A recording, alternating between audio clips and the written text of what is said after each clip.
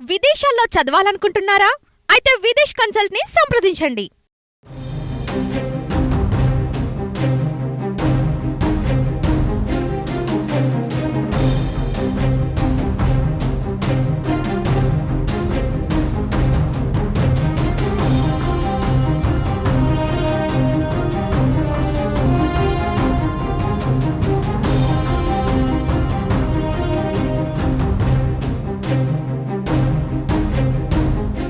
Hyderabad MMTS రైల్లో దారుణం జరిగింది. నడుస్తున్న ఎంఎంటీఎస్ రైల్లోని మహిళల బోగిలో ఓ యువతిపై అగంతకుడు అత్యాచారానికి యత్నించాడు. దీంతో ఆమె భయంతో రైలు నుంచి బయటకు దూకేసింది. కంకర రాళ్లపై పడ్డంతో తీవ్ర గాయాలయ్యాయి. స్పృహ తప్పి పడిపోయిన ఆ యువతిని అటువైపు వెళ్తున్న స్థానికులు గమనించి పోలీసులకు సమాచారం అందించారు. ప్రస్తుతం ఆమె ఆసుపత్రిలో చికిత్స పొందుతుంది. ఇది ఇప్పుడు సంచలనంగా మారింది. మహిళా బోగిలో ఒంటరిగా ఉన్న యువతిపైన గుర్తు తెలియని వ్యక్తి లైంగిక దాడికి యత్నించాడు. దీంతో ఆమె భయపడి రైలు నుంచి దూకింది. బాధితురాలని రైల్వే సిబ్బంది ఆసుపత్రికి తరలించారు.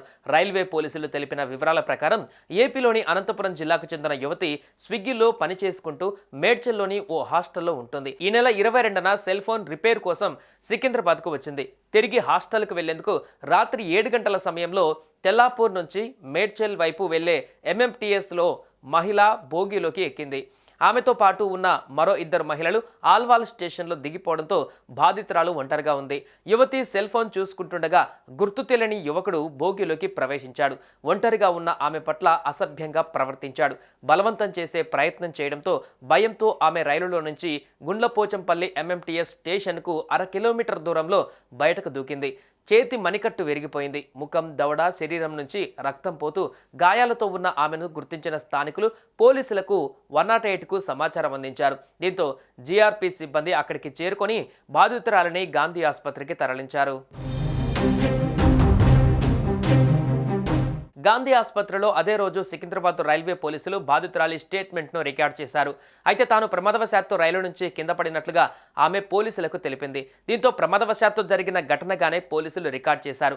ఆ తర్వాత ఆసుపత్రికి వచ్చిన తన కుటుంబ సభ్యులకు తనపై అత్యాచార యత్నం జరిగిందన్న విషయాన్ని బాధితురాలు చెప్పడంతో వారు పోలీసులకు ఫిర్యాదు చేశారు. దీంతో మరోమారు బాధితురాలి స్టేట్మెంట్ను రికార్డ్ చేసుకున్న పోలీసులు అత్యాచార యత్నం కేసు నమోదు చేసుకుని నిందితుడి కోసం గాలింపు చర్యలు చేపట్టారు.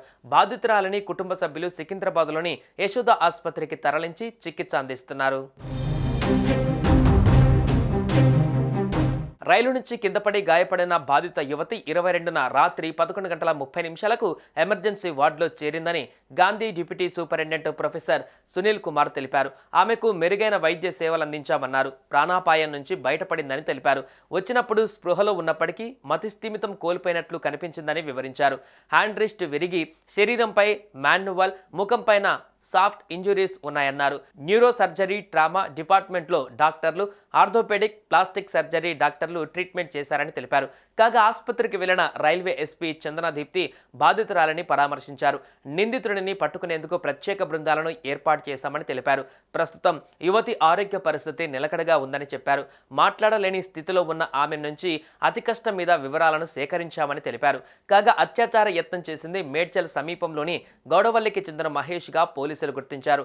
నిందితుడిగా అనుమానిస్తున్న ఒకరి ఫోటోను బాధితురాలికి చూపించగా ఆమె అతడేనని నిర్ధారించింది.